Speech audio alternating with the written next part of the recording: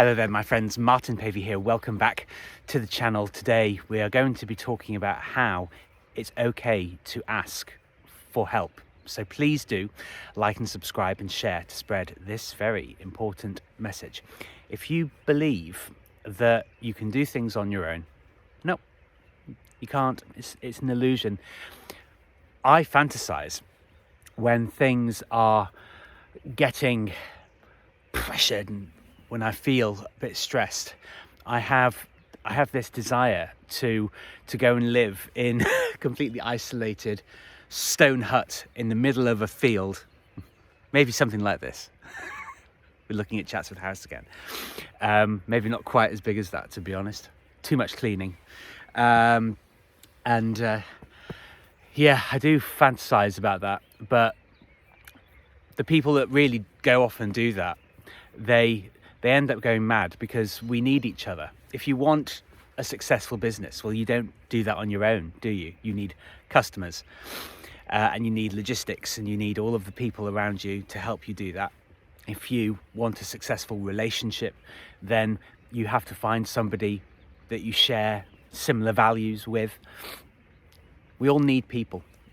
We know what it feels like when we feel isolated, but asking for help, it makes people feel really vulnerable, and it terrifies people actually to ask for help, because the pride of wanting to do absolutely everything yourself is really, really destructive.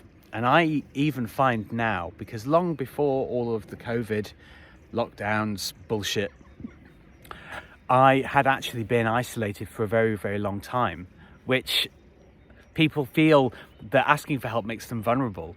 But the fact that I'd spent so much time on my own, and frankly, I'll hold my hands up to a bit of victim mentality, to not feeling understood or supported by people, that is what actually put me in the incredibly vulnerable position that enabled my ex to swoop in and completely take over, steal the limelight completely, and ultimately led to the demise of the relationship.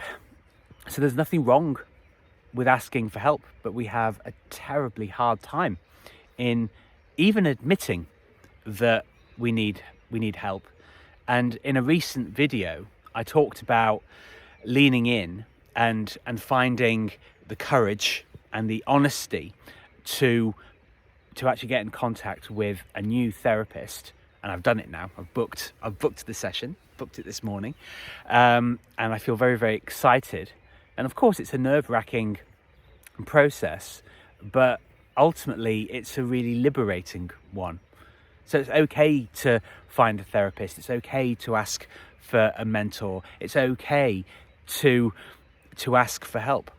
There's nothing wrong with it, but we believe somehow that it makes us weak or feeble in some way to ask for help. But if you look at the great undertakings of the world, yes, they may have been spearheaded by one person or two people, whatever, but they created movements of people, groups of people who actually believed in the same thing. Whether it's sovereignty, freedom, it does actually take a huge amount of people to do that. And it's just the same with you in your life, that there are things that you need help with, and there are people out there. You have to be willing and patient to actually find them. But there are people out there who have been through similar travails as you, that you're going through now. And they have wisdom to offer, they have advice to offer. And there are people, myself included, who want to help. And that's what I really, really do truly want to do.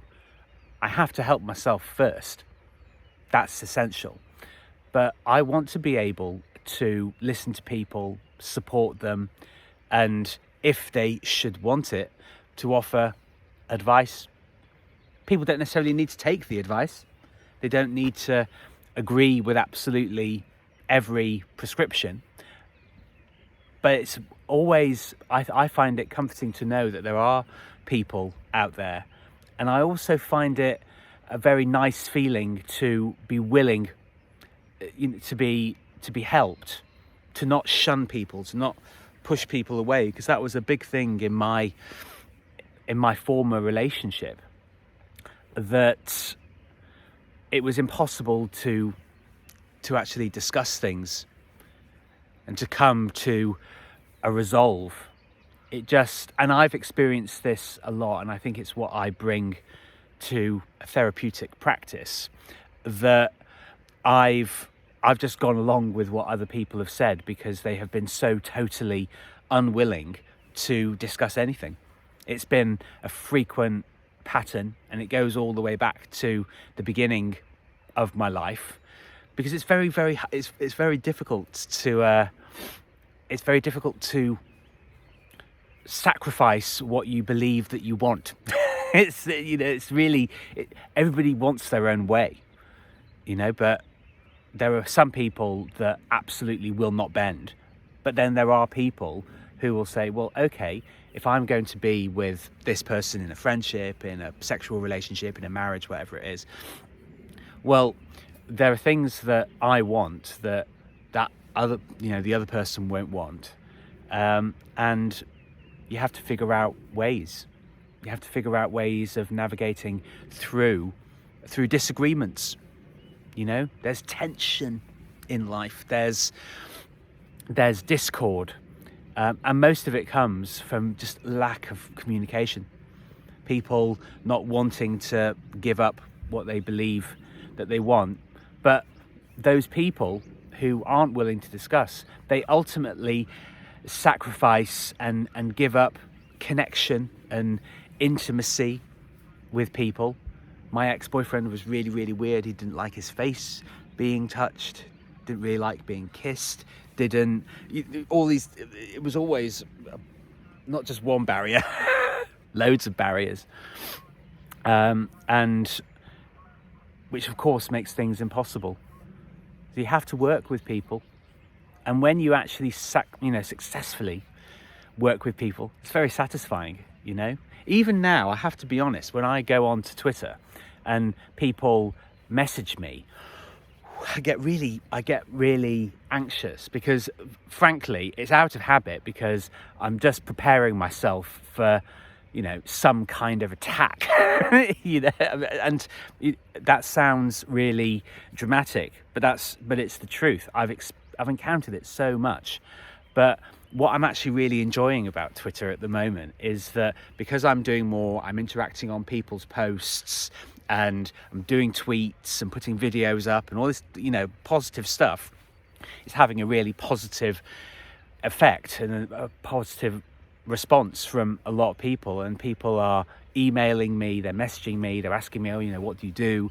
And the truth is that when people do that, rather than feeling like you're being interrogated or attacked, well, actually what it does is it hones what you're doing. Because people will ask questions, and if you don't know the answer, then you hold your hand up and say, well, I'm not really sure at the moment. I'm at the beginning of the process. I'm figuring things out. But this question is really helpful. And often I will actually tell the person, oh, that's really helpful, because I need to clarify what it is that I'm doing. So it's actually really helpful working with other people and getting feedback, both positive and negative. Getting negative feedback from people is edifying because it makes you more resilient, and getting positive feedback gets you actually answering the questions that you need to answer. So it's all positive, but you have to be in an emotional state where the advice and the questions will actually land, where they will mean something, and that you can actually implement the things that are going to carry you forward, that are going to make whatever it is that you're working on more successful. Because when people, outsiders, come in and say, oh, what do you do? How can I be of help? It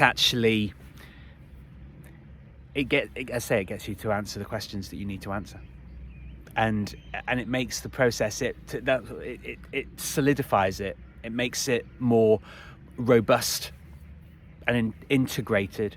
And I think that's a really, really positive thing. So don't be afraid to ask for help.